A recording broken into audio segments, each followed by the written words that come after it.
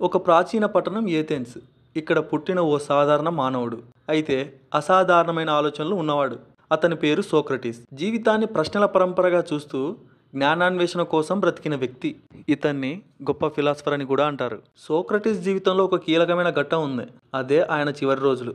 Athens నగరంలోని న్యాయస్థానం ముందు నిలబడ్డాడు సోక్రటీస్. నేరారోపణలు ఘోరంగా ఉన్నాయి.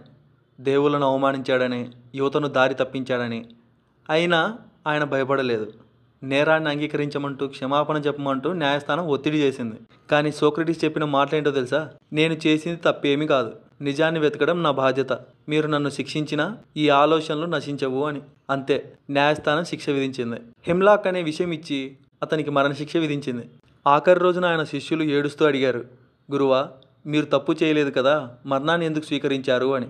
సోక్రటీస్ అప్పుడు నవ్వుతూ అన్నాడు, శరీరం చావచ్చు, కానీ ఆత్మ, జ్ఞానం, సత్యం వీటిని ఎవ్వరూ చంపలేరు అని. తర్వాత విషం తాగాడు. శరీరం ఒక్కొక్కటిగా కదలిక కోల్పోయింది.